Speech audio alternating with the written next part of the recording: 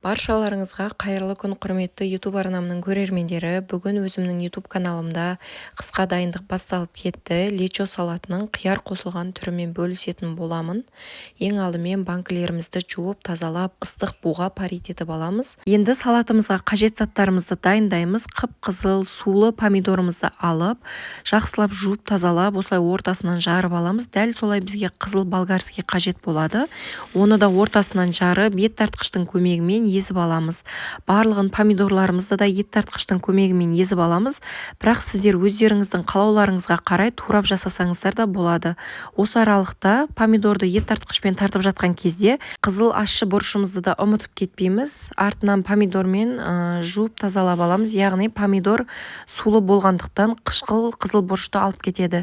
Және сіздер қалай жасайсыздар, өздеріңіздің нұсқаларыңызбен бөлісіп отырсаңыздар болады комментарий бөліміне. Бірақ лечо салатының ең оңай түрі, уақытыңызды үнемдейтін. Осылай ет тартқышпен барлығын тартып алсаңыздар, жегенге де ыңғайлы. Дәл осылай жасаймыз. Чеснокты да ет тартқышпен тартып аламыз. Және осы аралықта қиярларымызды салқын суға жарты сағатқа салып қоямыз. Сонда бойындағы қышқылын алады және екі шетіндегі артық заттарын алып тастап, осылай фигурный пышақтың көмегімен турап алсаңыздар да болады. Жаңағыдай салатымызда әдемі көрінеді. Қалауларыңызға қарай ортасынан жарып бөлсеңіздер де болады. Барлық керек заттарымызды дайындап алғаннан кейін бізге енді осылай райхан гүл мен укроп қажет болады. Петрушка қоссаңыздар да болады. Райхан гүлінің салатқа қосудағы себебі өте жақсы дәм береді және иісі де керемет болып шығады. Және райхан гүлді мен ірі етіп тураған жоқпын. Көлемін кішірек майдалау етіп турадым. Салаттың ішінде ірі болып жүретін болса желінбей қалуы мүмкін. Қалауларыңызға қарай ірі етіп турап алсаңыздар да енді ол өздеріңіздің талғамдарыңызға қарай. Енді укропымызды турап аламыз. Видеода көріп тұрғандай қатты ірі де емес, майда да емес, орташа етіп турап аламыз. Барлық заттарымызды алдын ала дайындап алуымыз қажет. Салатымыз өте тез пісетін болғандықтан дайын тұрғаны дұрыс. Енді мен кең ошақ қазанға пісіріп алдым. Ең бірінші осылай тартылған помидор мен қызыл болгарымызды салып, шамамен 10-15 минуттай қатты отта бір қайнатып алсаңыздар жеткілікті. Ұзақ қайнатудың қажеті жоқ. Артынан сарымсағымызды салып, оны да 5 минуттай қайнатамыз.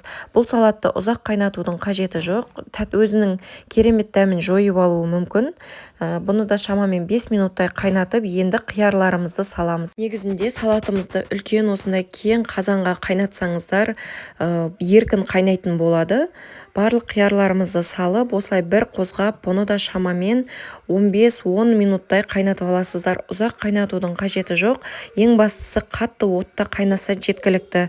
Енді дайындап алған жаңағыдай укроп, дәмдеуіштерімізді қоса береміз.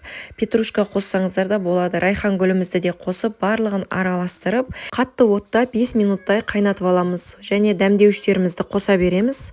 Домалақ қара бұрышымызды салдым, және де лавр жапырағын, ұнтақталған кориандрды қостым. Және татымына қарай қант пен тұзымызды қосып алдым. Менде мына жерде 18 литр салат шықты. 18 литрге 12 ас қасық тұз және 11 ас қасық қант қосып алдым. Және өздеріңіз кейін салатты араластырып отырып, татымын көріп, азайтып көбейте берсеңіздер болады. Уақытыңызды үнемдеп отырып, менің нұсқаммен жасап көріңіздер. Қыста атылмайды, керемет болып шығады, рахатын көріп жейсіздер. Енді біз сұйық май қосамыз, яғни күнбағыс майын қосып аламыз. Осындай 200 граммдық бокал қажет болады. Менде 18 литрге бір бокал күнбағыс майын құйып алдым. Және де сол бокалға үстінен су құйып, 4 ас қасықпен уксусты қосып аласыздар. Одан артық қажеті жоқ. 18 литрге 4 ас қасық осылай сумен араластырып, уксусты қосып алдым. Енді барлығын араластырып, 10-15 минуттай толық қайнатып аламыз. Ең соңында салатымыз толық қайнағаннан кейін тұзын көреміз. Яғни тұзы аз болатын болса көбейтіп, дайын болса банкілерімізге дайындап қойған банкілерімізге құйып ала береміз салаттарымызды. Бұрандамызбен бұрап жауып, банкілерімізді теріс қаратып, 1-2 күнге жылы жерге орап қоямыз. Видеом пайдалы болып жатса, каналыма тіркеліп қойыңыздар, және лайк басып, пікір қалдыруды ұмытпаңыздар. Қоңырауша белгісінде басып қойыңыздар. Жаңа видео рецептерім шығатын болса, сіздерге бірден көрінетін болады.